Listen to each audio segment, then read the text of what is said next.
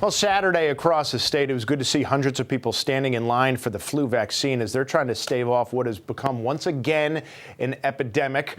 Joining me to talk about where we are with this year's flu season, I'm happy to have Dr. Jack Ross, the chief of infectious diseases at Hartford Hospital. We've already been having a nice chat about influenza and what it means each year. Good to see you again, Doctor. Thank you. Glad to have you here. I know we talk about it being a bad season every year. I guess it's all perspective. It was only 100 years ago with the Spanish flu epidemic that about 5% of the world passed away. So we're doing better in that respect. But there are still some pretty significant numbers, I think, that are being projected for infections and deaths worldwide from the flu this season. Yeah, in the average year, we will see between 3 to 5 million cases of severe flu across the globe. Yeah. In the United States, we may have 150 to 650,000 hospitalizations. This year's been a little bit different in that we saw a much earlier season. We started mid-November, whereas usually for us it's after Christmas.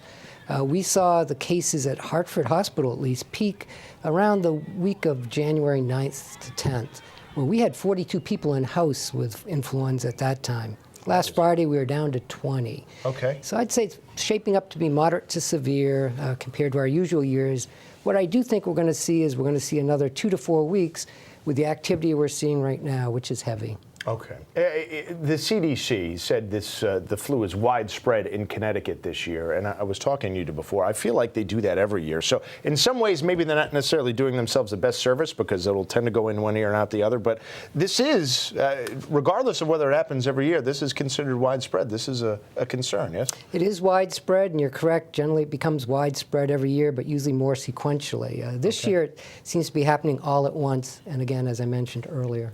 I know people over 65 and people who are immunocompromised, I imagine, are making up the bulk of the cases. But we did have a 10-year-old New Canaan boy who appeared to have been infected with the flu. How is it hitting in terms of hospitalizations and infection rates with schools this year? Is that any different than any other There are years? schools that are thinking about restricting visitors. We're seeing the bulk of it this year, though, 80% in people between the ages of 30 up to 100. I know at Hartford, 8 out of 10 people we're seeing with it are over 30. Is that unusual? And about 45% are over 65. That is, we usually have between 25–40% over 65. Okay. Does that have anything to do with what the prevalent strains are this year with H3N2? It's a great question. 2015, 2014, that season, we saw H3N2, and we also saw the elderly more impacted than others. So I think that's a big part of it. Okay. Plus, there's issues perhaps with the vaccine this year for that strain. Yeah. How do you think the vaccine is working? We've been talking about this before. I'm not sure exactly what the success rate's going to be. First thing I would tell folks is make sure you do get a flu shot, regardless of the number that's put out there. But secondly, in the average year, the flu shot overall, depending on age, may be between 40 and 60% effective.